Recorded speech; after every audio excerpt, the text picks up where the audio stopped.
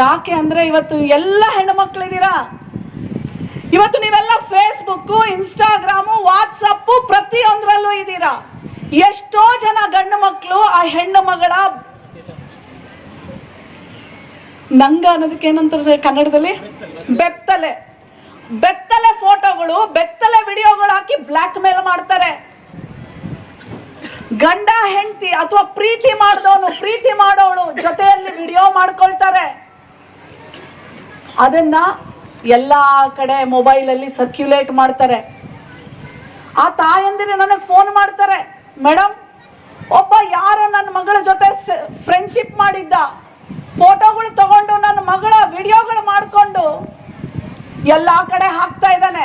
ನೀವೇನಾದ್ರೂ ಸಹಾಯ ಮಾಡಲಿಲ್ಲ ಅಂದ್ರೆ ನಾವೆಲ್ಲ ಸಾವಿಗೆ ಶರಣಾಗ್ತೀವಿ ಅಂತ ನನಗೆ ಉತ್ತರ ಕರ್ನಾಟಕದಿಂದನೇ ಫೋನ್ ಬರುತ್ತೆ.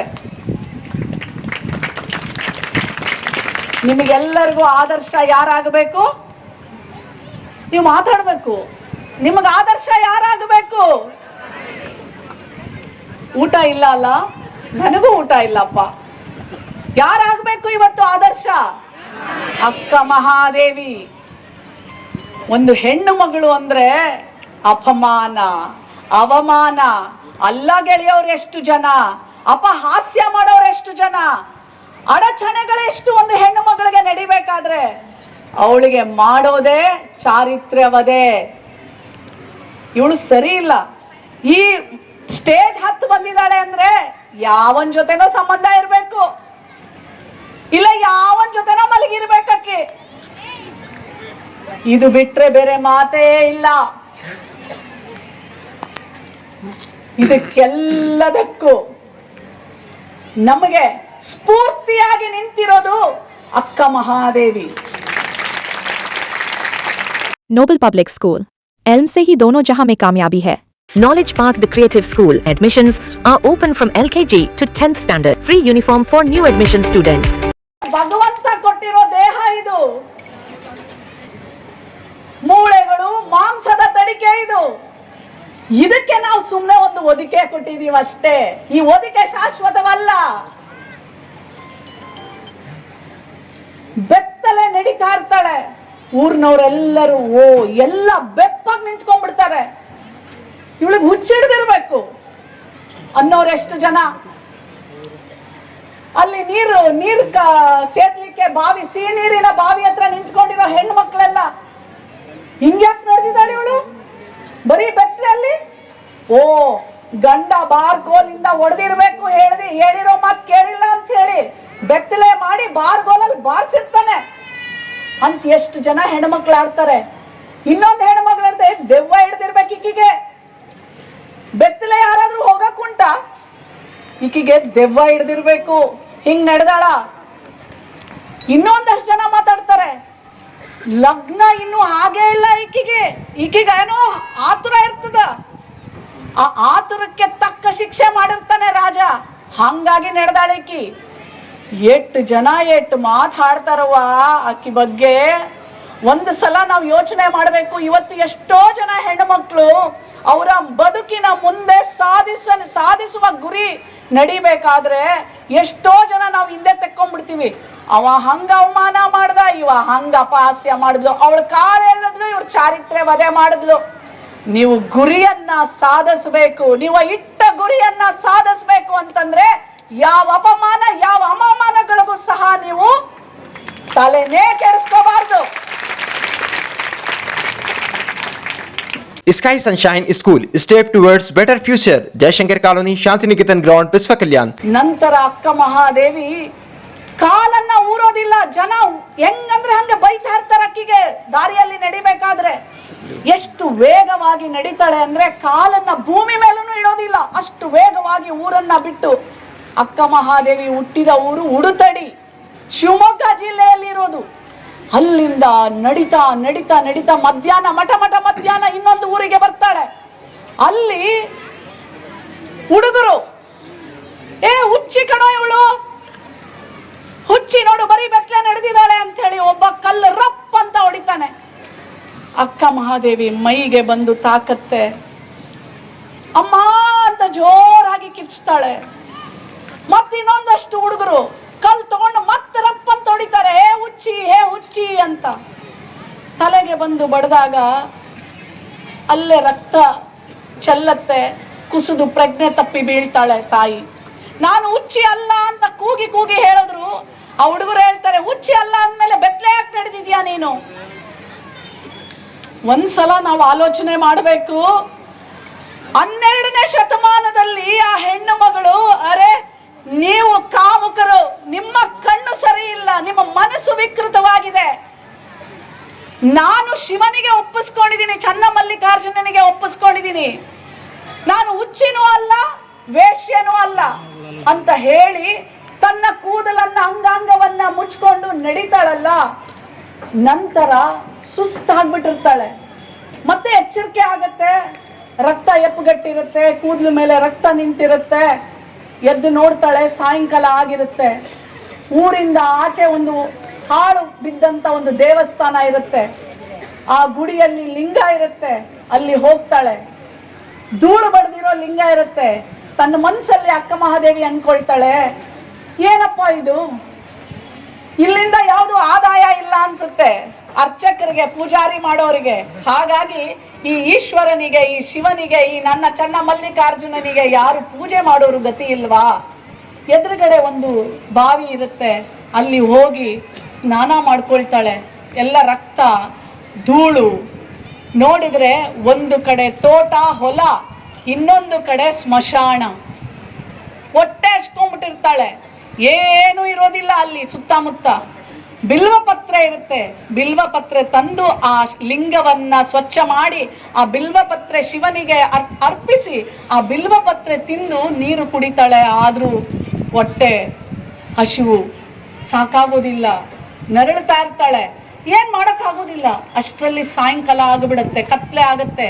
ಒಂದು ಕಡೆ ಆ ಶಿವನ ಒಂದು ಕಡೆ ಏನಿದೆ ಅಂತ ಹೇಳಿದೆ ಸ್ಮಶಾನ, ಇನ್ನೊಂದು ಕಡೆ ಹೊಲ ಮತ್ತು ತೋಟ.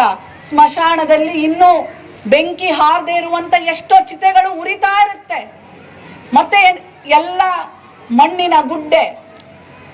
ಸ್ವಲ್ಪ ಕತ್ಲೆ ಆಗ್ತಿದ್ದಂಗೆ ಭಯಂಕರವಾದಂತ ಬಹು ಬಹು ಅಂತ ಹೇಳುವಂತ ನಾಯಿಗಳ ಜೊತೆ ನರಿಗಳು ಎಣಗಳನ್ನ ಎಳೆದು ಕಿತ್ತು ತಿನ್ನೋದಿಕ್ಕೆ ಎರಡು ಜಗಳ ಮಾಡ್ತಿರ್ತವೆ.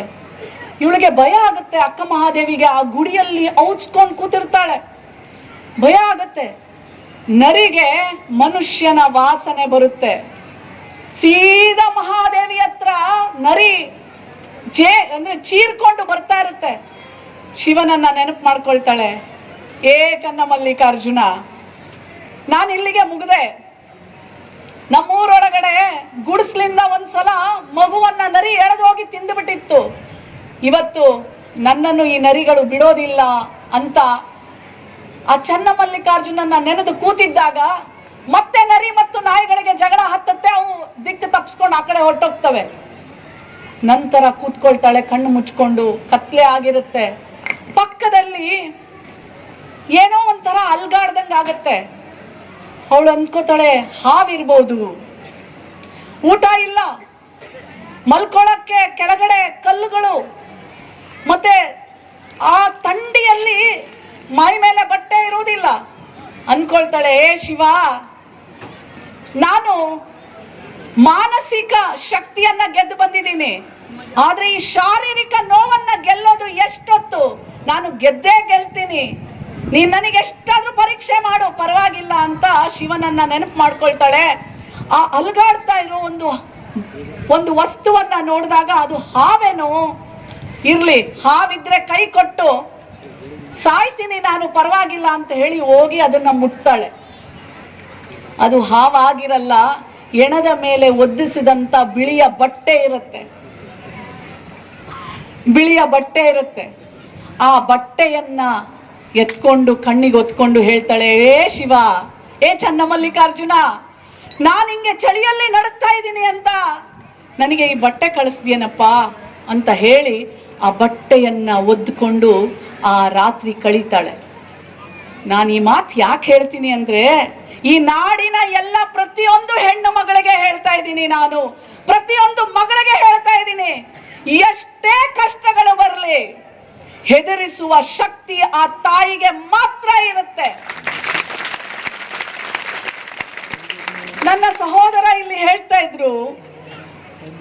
ಹೆಣ್ಣು ಮಾಯೆ, ಹೆಣ್ಣು ಮಾಯೆಯಲ್ಲ, ಆ ತಾಯಿ ಜನನ ಕೊಡುವಂತ ಒಂದು ತಾಯಿ. ಹೌದಪ್ಪ, ಕರೆಕ್ಟ್, ಹೌದಪ್ಪ. ಯಾಕೆ ಭಗವಂತ ಹೆಣ್ಣಿಗೆ ಮಗುವನ್ನ ಜನನ ಕೊಡುವ ಒಂದು ಪ್ರಕೃತಿಯನ್ನ ಕೊಟ್ಟಿದ್ದಾನೆ ಗೊತ್ತೇನ್ರಪ್ಪ ನಿಮಗೆ? ಸಾವನ್ನ ಗೆಲ್ಲುವ ಶಕ್ತಿ ಆ ಹೆಣ್ಣಿಗೆ ಮಾತ್ರ ಇರೋದಕ್ಕೆ ಕೊಟ್ಟಿರೋದು. ಇಲ್ಲಾಂದ್ರೆ ನೀವೇ ಹುಟ್ಟಿಸ್ಬೋದಿತ್ತಲ್ಲ, ನಿಮಗೆ ಕೊಡ್ತಿದ್ರು ಭಗವಂತ.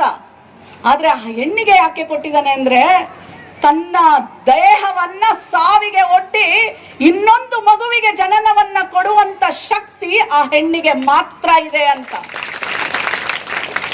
ಯಾಕೆ ಈ ಮಾತು ಹೇಳ್ತೀನಿ ಅಂದ್ರೆ, ಸಾವನ್ನ ಗೆಲ್ಲುವಂತ ನಿಮ್ಮ ಶಕ್ತಿ ಇದೆ. ನೀವು ಯಾರೋ ಒಬ್ರು ಅಪವಾಸ್ಯ ಮಾಡಿದ್ರು, ಅವಮಾನ ಮಾಡಿದ್ರು, ಯಾವ್ದೋ ಫೇಸ್ಬುಕ್ ಇನ್ಸ್ಟಾಗ್ರಾಮ್ ಅಲ್ಲಿ ಯಾವ್ದೋ ಒಂದು ವಿಡಿಯೋ ಬಿಟ್ರು ಅಂತ ಹೇಳಿ ಸಾವಿಗೆ ನಾವು ಶರಣಾಗಕ್ಕಾಗತ್ತಾ? ಆಗತ್ತಾ? ಇಲ್ಲ ಅಲ್ವಾ? ನಮಗೆಲ್ಲ ಸ್ಫೂರ್ತಿ ಯಾರು? ಯಾರು? ಅಕ್ಕ ಮಹಾದೇವಿನ ಒಂದು ಸಲ ನೀವು ಆಲೋಚನೆ ಮಾಡಿ. ಯಾರು ಹೋದ್ರು? ಯಾಕೆಂದ್ರೆ ಇವತ್ತು ಹೆಣ್ಣು ಮಗಳ ತೇಜೋವಧೆ ಮಾಡಿದ್ರೆ ಮುಗಿದೋಯ್ತು. ಅದು ರಾಜಕಾರಣದಲ್ಲಂತೂ ಕೇಳೇಬೇಡಿ. ಹೆಣ್ಣು ಮಗಳನ್ನ ರಾಜಕಾರಣದಲ್ಲಂತೂ ಕೇಳೇಬೇಡಿ. ಪ್ರತಿದಿನ ಗಂಡಸು ತನ್ನ ಮನೆಗೆ ಹೋಗಿ, ನಾನೀಗ ಸ್ವಾಮೀಜಿಯವರೇ, ನಾನು ಯಾವುದೇ ಹಳ್ಳಿಗಳಿಗೆ ಹೋದ್ರೆ ಹೆಣ್ಮಕ್ಳು ಬಂದು ಕೇಳೋದು, ಮೇಡಮ್ ಹಳ್ಳಿಗಳಲ್ಲೆಲ್ಲ ಇವತ್ತು ಎಂಡ ಸಾರಾಯಿ ಮಾಡ್ತಾ ಇದ್ದಾರೆ, ಕುಡಿಯೋದು ಬಂದು ಒಡೆಯೋದು, ಮಗಳಿಗೂ ಹೊಡೆಯೋದು, ಹೆಂಡತಿಗೆ ಹೊಡೆಯೋದು, ತಾಯಿಗೂ ಹೊಡೆಯೋದು, ಕುಡಿಯೋದು ಒಡೆಯೋದು. ಒಂದು ತಿಂಗಳಲ್ಲಿ 5 ಸಾವಾಗಿದೆ ನಮ್ಮೂರಲ್ಲಿ ಮೇಡಮ್. ಈ ಕುಡ್ತಾ ಈ ಎಂಡ ಸಾರಾಯಿ ಪೆಟ್ಟಿ ಅಂಗಡಿಯಲ್ಲೇ ಮಾರೋದನ್ನ ನೀವು ನಿಲ್ಲಿಸಬೇಕು ಅಂತ ನನಗೆ ಕೇಳ್ತಾ ಇದ್ರು. ಯಾವುದೇ ಗಂಡಸು ಮಗ ಆ ತರ ನಿಮ್ಮನ್ನ ಕೈ ಮಾಡಿದ್ದೇ ಆಗಿದ್ರೆ ನೀವು ಪೊಲೀಸ್ನ ಮೊರೆ ಹೋಗಬೇಕು, ನೀವು ಧೈರ್ಯದಿಂದ ಹೋಗಬೇಕು. ಇವತ್ತು ನನ್ನ ಜೊತೆ ಯಾರು ಬಂದಿದ್ದಾರೆ? ದ ಸೀನಿಯರ್ ಪೊಲೀಸ್ ಆಫೀಸರ್ ಯಾರಿದ್ದೀರಾ ಇಲ್ಲಿ? ಬನ್ನಿ. ಒಂದು ನಿಮಗೆಲ್ಲ ನಾನು ಹೇಳ್ತೀನಿ ಕೇಳಿ, ಪೊಲೀಸ್ ಸ್ಟೇಷನ್ ತವರ ಮನೆ ಹೆಣ್ಣು ಮಗಳಿಗೆ. ಬನ್ನಿ. ಶಿವಪ್ಪ ಅವರು ಈ ಒಂದು ಯಾವ ಭಾಗದ್ದು? Hulasuru police station sub inspector. ಅವರು ನಮ್ಮ ಸ್ನೇಹಿ, ಅವರು ಮಹಿಳಾ ಸ್ನೇಹಿ, ಜನ ಸ್ನೇಹಿ ಪೊಲೀಸು.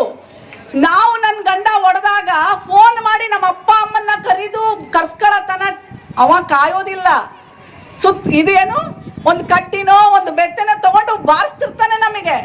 ನೀವು ಅವಾಗ ಫೋನ್ ಮಾಡಬೇಕಾಗಿರೋದು 112 112. ಆ ನಂಬರ್ಗೆ ಫೋನ್ ಮಾಡಿದ ತಕ್ಷಣ ಎಷ್ಟು ನಿಮಿಷಕ್ಕೆ ನೀವು ಹೆಣ್ಣು ಮಗಳನ್ನ ನೀವು ಬಂದು ಕಾಪಾಡ್ತೀರಾ ಮೇಡಮ್? 10 ನಿಮಿಷದ ಒಳಗಾಗಿ ನಮ್ಮ ಜೀಪ್ ಬರ್ದು ಅವ್ರು ಏನು ಸಮಸ್ಯೆ ಇದೆ ಸ್ಪಂದನೆ ಮಾಡ್ತಾರೆ ಮೇಡಮ್. ಇವು ಹೆಣ್ಮಕ್ಳು ಅಥವಾ ಮಕ್ಕಳು, ದುರ್ಬಲರು, ದಲಿತರು, ಶೋಷಿತರು ಯಾವುದಾದ್ರೂ ಸಮಸ್ಯೆಗೆ ಒಳಪಟ್ಟಿದ್ರ ನಿಮ್ಮ ಸಮಸ್ಯೆ ಏನದ 112 ನಂಬರ್ 112 ನಂಬರ್ಗೆ ನೀವು ಸಮಸ್ಯೆ ಏನದ ಅಂತ ಹೇಳ್ಕೊಂಡ್ರೆ ಕಾಲ್ ಮಾಡಿ 10 ನಿಮಿಷದ ಒಳಗಾಗಿ ನಮ್ಮ ಪೊಲೀಸ್ ಸಿಬ್ಬಂದಿ ಜೀಪ್ ಸಮೇತ ಬಂದು ನಿಮ್ಮ ಸಮಸ್ಯೆಗೆ ಸ್ಪಂದಿಸ್ತಾರ. ಇದು ನಮ್ದು ಒಂದು ಹೊಸ ವಿನೂತನ ಕಾರ್ಯಕ್ರಮ. ಇದು ದೇಶಾದ್ಯಂತ ಇದು. ಯಾವ ನಂಬರಿಗೆ ಮಾಡಬೇಕು ಅನ್ಕೊಳ್ಳಿ. ಅನ್ಕೋತಾರೆ ಪೊಲೀಸ್ ಮೆಟ್ಲು ಹತ್ತಿಸ್ಬಿಟ್ಲು, ಸ್ಟೇಷನ್ ಮೆಟ್ಲು ಹತ್ತಿಸ್ಬಿಟ್ಲು. ಇಲ್ಲಪ್ಪ, ಅದು ನಮ್ಮ ತವ್ರ ಮನೆ ಇದ್ದಂಗ. ನಮ್ಮ ಅಪ್ಪ ಅಮ್ಮ ಬರೋತನ ಏನ್ ಮಾಡ್ಬೇಕು? ನಿಮ್ ಕೈಲಿ ಬಡಿಸ್ಕೋಬೇಕೇನ? ಆಗೋದಿಲ್ಲ ತಮ್ಮ. ಪೊಲೀಸ್ ಮಕ್ಕಳಿಗೆ ಮಾವ ಇದ್ದಂಗೆ, ತಾಯಿಗೆ ಅಣ್ಣ ತಮ್ಮ ಇದ್ದಂಗೆ. ಅದಕ್ಕೆ ನಾವು ಪೊಲೀಸ್ ಮಾಮ ಅಂತ ಒಂದು ರಾಜ್ಕುಮಾರ್ದ ಒಂದು ಪಿಕ್ಚರ್ ಐತೆ, ಅದರಲ್ಲಿ ಮಗಳು ಕರೀತಾಳೆ ಮಾಮ ಮಾಮ ಪೊಲೀಸ್ ಮಾಮ ಅಂತ. ಸೊ ಹಾಗಾಗಿ ಪೊಲೀಸ್ ಅವ್ರು ನಿಮಗೆ ಸ್ಪಂದಿಸದೆ ಹೋದಾಗ ಮೇಲಿನ ಅಧಿಕಾರಿ ಇರ್ತಾರೆ. ಬೀದರ್ನ SP ಯಾರಿಗೋ ಎಷ್ಟು ಜನ ಗೊತ್ತು? Superintendent of police. ಯಾರಿಗಾದ್ರೂ ಒಬ್ರಿಗಾದ್ರೂ ಅವ್ರಿಗೆ ಹೆಸರು ಗೊತ್ತಾ? ಗೊತ್ತಿರೋರ್ ಕೈ ಹತ್ರ ನೋಡೋಣ, ಗಂಡಸ್ ಮಕ್ಕಳ ಹೆಸರು ಕೈ. ನಿಮ್ SP ಯಾರು? ಗಂಡ ಮಗ ಹೇಳೋದ ನೋಡಪ್ಪ, ಅವನಿಗೆ ಚಪಾಳೆ ಹೊಡಿಬೇಕಪ್ಪ. ಯಜಮಾನ್ರೇ, ನಾ ಪುರುಷ ದ್ವೇಷಿ ಅಲ್ರಿ. ನಾ ಹಿಂಗ್ ಹೇಳಿಕತ್ತೀನಂತ ನೀವು ಯಾರು ತಪ್ಪು ತಿಳಿಬೇಡ್ರಿ. ನನಗ 2 ಗಂಡು ಮಕ್ಳದಾರ್ರಿ. ನಾನು ಇಲ್ಲಿ ತನ ಬರ್ತೀನಂದ್ರ ನನ್ನ ಮನೆಯವರು, ನನ್ನ ಮಕ್ಕಳು ಎಲ್ರು ನನಗ ಪ್ರೋತ್ಸಾಹ ಮಾಡ್ತಾರ್ರಿ. ನನಗ ಸಪೋರ್ಟ್ ಮಾಡ್ತಾರ್ರಿ, ನನಗ್ ಶಕ್ತಿ ತುಂಬ್ತಾರ್ರಿ. ನಮ್ಮೂರು ಮಾರೇನಹಳ್ಳಿ, ಬೆಂಗಳೂರಿನಲ್ಲಿರೋ ವಿಜಯನಗರದಲ್ಲಿ ಒಂದು ಹಳ್ಳಿ ರೀ ನಮ್ಮೂರು ಮಾರೇನಹಳ್ಳಿ. ನನಗೀಗ 51 ವರ್ಷ ಆಯಿ. ನಾನ್ ಚಿಕ್ಕ ಹುಡುಗಿ ಏನಲ್ಲ.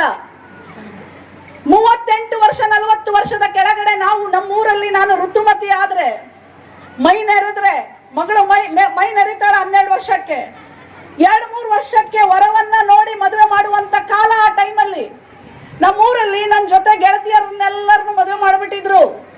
ನಮ್ಮ ತಂದೆ ಹೇಳ್ತಾರೆ ನಮ್ಮ ತಾಯಿಗೆ, ನಮ್ಮ ತಂದೆ ಹೆಸರು ಕೃಷ್ಣಪ್ಪ, ನಮ್ಮ ತಾಯಿ ಹೆಸರು ಅಮ್ಮಯ್ಯ. ನಮ್ಮ ತಾಯಿ ಹೇಳ್ತಾರೆ ಎಂತೆಂತ ವರ ಬರ್ತಿದೆ ಮಗಳಿಗೆ ಮದುವೆ ಮಾಡೋಣ ಅಂತ. ನಮ್ಮ ತಂದೆ ಹೇಳ್ತಾರೆ ಇಲ್ಲ ಇಲ್ಲ ಅಮ್ಮಯ್ಯ, ನನ್ನ ಮಗಳು ಚೆನ್ನಾಗಿ ಓದಬೇಕು, ಅವಳು ಕಾಲ ಮೇಲೆ ಅವಳು ನಿಂತ್ಕೋಬೇಕು, ಅವಳು ಯಾವತ್ತು ಅಪ್ಪ ನಾನು ಮದುವೆ ಆಗ್ತೀನಿ ಅಂತ ಹೇಳ್ತಾಳೆ ಅವತ್ತು ನಾನು ಮದುವೆ ಮಾಡ್ತೀನಿ ಅಂತ ಹೇಳಿದ್ರು. ನನ್ನನ್ನ ಚೆನ್ನಾಗಿ ಓದಿಸಿದ್ರು, ನಾನು ಓದ್ದೆ. ಆ ಇಡೀ ಊರಿಗೆ ಮೊದಲನೇ ವಿದ್ಯಾವಂತೆ ಆದೆ, ಮೊದಲನೇ ಡಾಕ್ಟರ್ ಆದೆ. ಆ ಶಿಕ್ಷಣ ನಮ್ಮಪ್ಪ ಕೊಟ್ಟಂತ ಶಿಕ್ಷಣ ನೋಡಿ ಇವತ್ತು ಬಸವ ಕಲ್ಯಾಣದ ಹುಲಸೂರು ಗ್ರಾಮಕ್ಕೆ ಬಂದು ಒಂದು ಡಯಸ್ ಮೇಲೆ ನಿಂತ್ಕೊಂಡು ಸ್ವಾಮೀಜಿಯವರ ಕಡೆಯಿಂದ ಅಕ್ಕ ಮಹಾದೇವಿಯ ಪ್ರಶಸ್ತಿಯನ್ನ ಪಡೆದು ಇವತ್ತು ಮಾತಾಡ್ತಾ ಇದ್ದೀನಿ ಅಂತಂದ್ರೆ ಅದು ಶಿಕ್ಷಣ, ನಮ್ ತಂದೆ ಕೊಟ್ಟಂತ ಶಿಕ್ಷಣ. ನಾನು ಯಾವಾಗ್ಲೂ ಹೇಳ್ತಿರ್ತೀನಿ, ನಮ್ ತಂದೆ ನನಗೆ ಡಾಕ್ಟರ್ BR ಅಂಬೇಡ್ಕರ್, ನಮ್ ತಂದೆ ಬಸವಣ್ಣ. ಬಸವಣ್ಣ ತನ್ನ ಅಕ್ಕನಿಗೆ ಜನವಾರ ಹಾಕ್ಲಿಲ್ಲ, ತನಗ್ ಮಾತ್ರ ಜನವಾರ ಹಾಕ್ತಾರೆ. ನನ್ನ ಅಕ್ಕನಿಗೆ ಹಾಕ್ದಂತ ಜನವಾರ ನೀವು ನನ್ನ ಅಕ್ಕನಿಗೆ ಕೊಡದಂತ ಸಂಸ್ಕೃತಿಗೆ ಒಂದು ಧಿಕ್ಕಾರ ಅಂತ ಹೇಳಿ ಚಿಕ್ಕ ವಯಸ್ಸಿನಲ್ಲೇ ಮನೆ ಬಿಟ್ಟು ಹೋಗ್ತಾರೆ. ಅಂದ್ರೆ ಬಸವಣ್ಣ ಎಷ್ಟು ಮಟ್ಟಿಗೆ ಹೆಣ್ಣು ಮಗಳ ಪರ ಹೋರಾಟ ಮಾಡಿದ್ದಾರೆ, ಒಂದು ಕ್ರಾಂತಿಯನ್ನೇ ಪ್ರಾರಂಭ ಮಾಡಿದ್ರು ಬಸವಣ್ಣ. ಇವತ್ತು ಇಲ್ಲೆಲ್ಲ ಬಂದಿದ್ದೀರಲ್ಲ, ನೀವೆಲ್ಲರೂ ಬಸವಣ್ಣನ ಅನುಯಾಯಿಗಳು. ಎಷ್ಟು ಜನ ನಿಮ್ಮ ಮನೆಯಲ್ಲಿ ನಿಮ್ಮ ತಾಯಂದಿರು, ನಿಮ್ಮ ಹೆಂಡತಿ, ನಿಮ್ಮ ಮಕ್ಕಳಿಗೆ ಬೈಯೋದಿಲ್ಲ, ಒಡೆಯೋದಿಲ್ಲ, ಕೈ ಎತ್ತಿ.